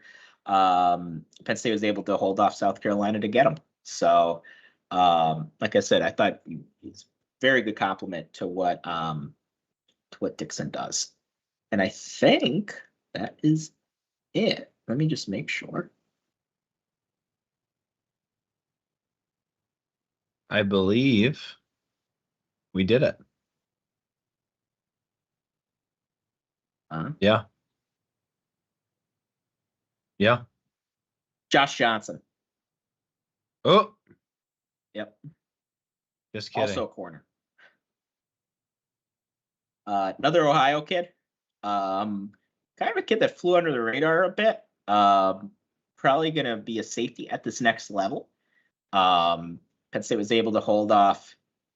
Something that I like about him, though, Iowa offered him. And say what you will about Iowa. Iowa knows how to get these guys out of the Midwest, these safeties, and just turn them into All-Americans. So that makes me feel a lot better about getting a kid that's, not quite as highly rated. But there's obviously something there. More, the tallest kid in the secondary in this class. I was going to say, he's tall. I wonder, I probably play safety, but he might play corner. So He's obviously the next Cooper DeJean, right, Corey? I don't know if I'd go there. I just want to say that, being from Ironton is a hell of a town, name of a town. That is the Rust Belt. You can't get rustier. You can't get rustier than that. No, I mean, again, kind of a guy that I think I feel like we always say take a flyer on the defensive ends that are like monsters, but in a sense, like you're kind of taking a flyer on Johnson because, good measurables, but is he going to be able to kind of put it all together? I don't think he's somebody that plays right away. You have to develop him, but I think it's an educated guess. Yeah, and that's true of most of these guys in the secondary, especially because we have so many good players back there. Yeah. All right, so I did tell you there is a lot of guys I like in this class. And one of the things we do on the signing day show is we never ever tear down a guy because it's not fair to do to these guys because they haven't done anything yet. So we're not going to do. We only tear down people that have done bad things. That's right. Do good things, we say good things. Do bad things, we say not so good things. Right. None of these guys have done any bad things yet. So, and they have done something good, and that's commit to Penn State, and they were great high school football players. So nothing but good things to say about them right now. I will say, though. However, I'm about to say something mean about all of them. Not about them. We missed out on too many guys this year. Yeah. Just didn't bring in really what we needed from the state. There are a lot of guys that ended up elsewhere. Lex Cyrus is right at the top of my head. That's mean to go right there. I know that we really needed to bring some of these guys in that we just didn't reel in. Like I said, not going to disrespect any of the guys in the class, but there were some misses. And when you're trying to beat the Oregons, the Ohio States, the Michigans, who I think will bounce back, trying to hold off the USCs of the world, you got to recruit better than 16th or 17th in the country. And Penn State, I think Penn State is underrated at how good we develop guys. But yeah, I agree with that. When you recruit 16th or 17th, there's a big difference between recruiting there and being in the top 3. And a lot of times it reflects on Saturday. Not every time, and the portal does change some things. But so it's not people have this idea that recruiting doesn't matter anymore, and it's not true. No. That it doesn't matter as much. I mean, maybe it doesn't matter as much as it did at one point, but it's still the most important thing. And people bring up, oh, it's more like the NFL now than ever. Well, look at the best teams in the NFL. The Eagles, they draft really well. The Steelers, they draft really well. The Ravens, they draft really well. The Chiefs, they draft really well. I could go on and on. And then the worst teams like the Giants, they don't draft well. The Jets, they don't draft well outside of Olu. My team, the Dolphins, outside of Chop, we don't draft well. And Gesicki. Yes. And Cameron Wake. Cameron Wake was actually a drafted free agent. Was he? Bill Parcells actually found him in Canada and brought him here. Oh. Yeah. So he had a crazy career. But look at in drafting is a lot like recruiting. So the teams that recruit the best are going to play the best on Saturday. And you could try to fill up your teams with guys from the portal. Well, look at what happens in the NFL when teams do that. There's always a team that wins free agency. And you know what? They usually suck next year because that's not really the way you build a culture and build a team. The way you build a team is still through recruiting in college football and still through the NFL draft in the NFL. So I don't think it's a bad class, but we need to do better. Yeah, they're ending up around 15. I mean, people always come to us and goes, oh, Franklin's not doing well enough. I'm like, well, if he averages a 15th ranked recruiting class and he ends up top 10, he's actually overachieving based off of just very simple terms. Now, he's had some better classes than that, so it's probably closer to where his rankings are, but it's hard to say Franklin, you need to be number 1 in the country every year when you're not recruiting the number 1 recruiting class ever. I don't know how much like missing on Matt Zollers is going to hurt long term because again, Drew Allar's coming back next year, and I almost feel like you can recruit quarterback a year or two out now and be okay. But I think missing Zaire Mathis is a big one. Yep. From Emotep, a place that they have recruited very well. I don't even really. Here's my thing, Sean. I still am worried that when Ohio State wants somebody, they're getting them most of the time. I know, like a Quentin Martin, that was a good save, but like even Notre Dame being able to get Anthony Sacca, like you can't lose some of these. I'm not saying that they need to beat Ohio State every time, but I don't think we're beating Ohio State and sometimes even a Notre Dame or sometimes even a Southern school enough. I think, especially in this class, so there's obviously classes where they did that well, and then they had a top 5 class, but they haven't done it enough, especially with the 5-star guys. They haven't hit on those guys enough. And again, it just comes back to if Ohio State wants a guy, they seem to be getting them 80% of the time over Penn State, roughly. Yeah. I mean, and there's really no reason we should be outbid by a team like Notre Dame. Notre Dame has a good NIL fund, but Penn State isn't that far behind. I mean, some of these schools, like at Texas, for example, they got a lot more money than we do, and they probably always will. Doesn't mean we're going to lose every battle to them. We beat them on the recruiting trail before, but you're going to lose a lot of those. But you should be able to be competitive, and a lot of this, and a lot of people don't want to hear this, but a lot of it does come down to NIL. And right now, the NIL fund, from all reports, it's better than it was, but I still don't think it's quite where it needs to be. Now, I will say that one of the reasons I do think it's better than it was, I don't think we could Kyron Hudson last year out of the portal. Because we talked last year in the portal, I remember being on here and saying, we don't have the money for all these guys. These receivers that were out there and they were going to other schools. And from all accounts, we just didn't have the money to go get them because receivers, you have to pay for. You have to pay for receivers, you got to pay for quarterbacks, you got to pay for offensive tackles, you got to pay for defensive ends. Why? Because they're the most important positions on the field.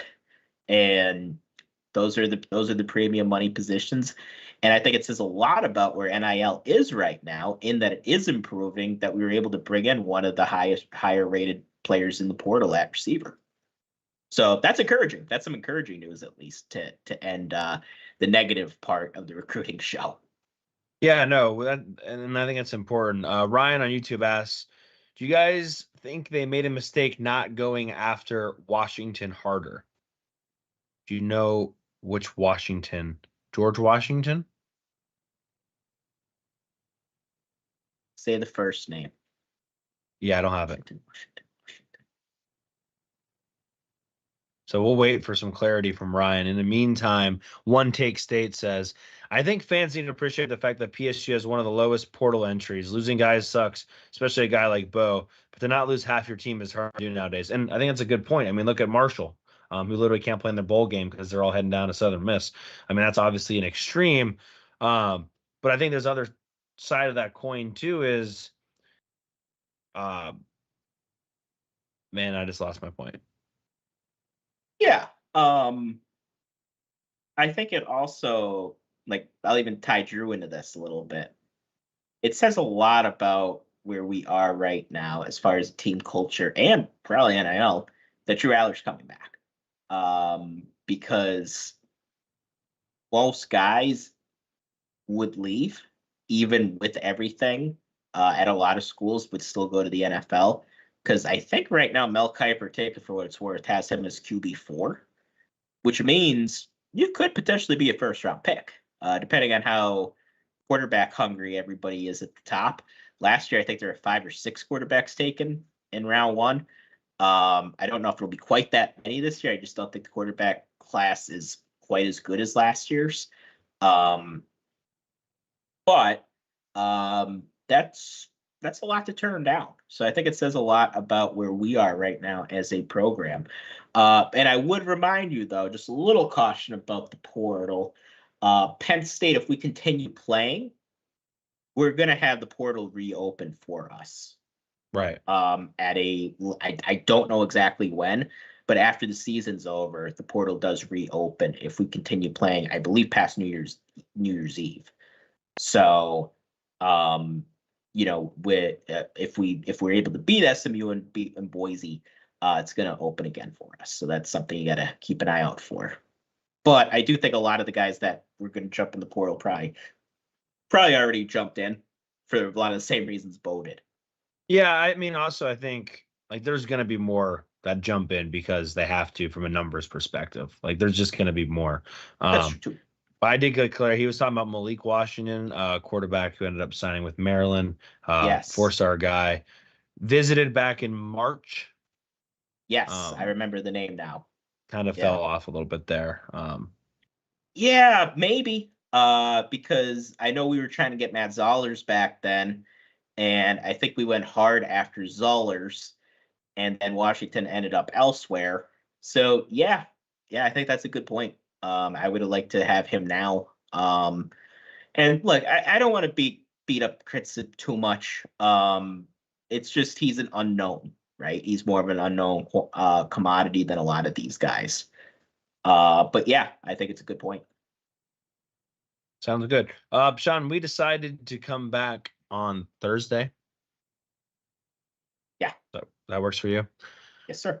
We'll be back on Thursday. Hey, very good attendance on YouTube and on X today. If you haven't already, please make sure to like the video we're watching live on YouTube and make sure you're subscribed. If you're listening to this on podcast platform, which this is a long episode, we appreciate you guys listening and watching all the way through.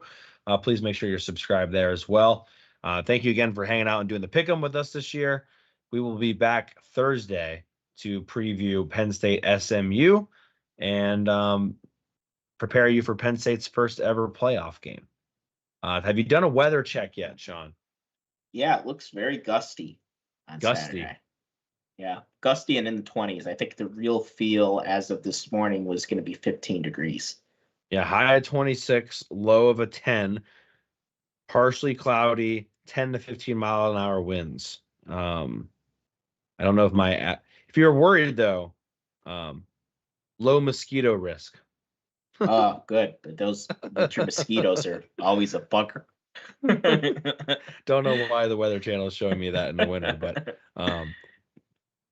looking pretty good as far as there might not December be a hurricane either. No, I don't think there's going to be. Chance of snow the Friday beforehand. But anyway, thank you guys so much for watching. We will obviously preview SMU in more detail. It'd be very good if it was windy. Maybe SMU not able to throw the ball as much as they would like to. And obviously Penn State's pass defense has struggled a little bit. It'd be nice if it's harder to throw the football. I think that would favor Penn State. So anyway, thank you for watching, and we will catch you on Thursday. That's Sean Kane. I'm Cory Lestochi. You've been listening to Hardcore Penn State Football.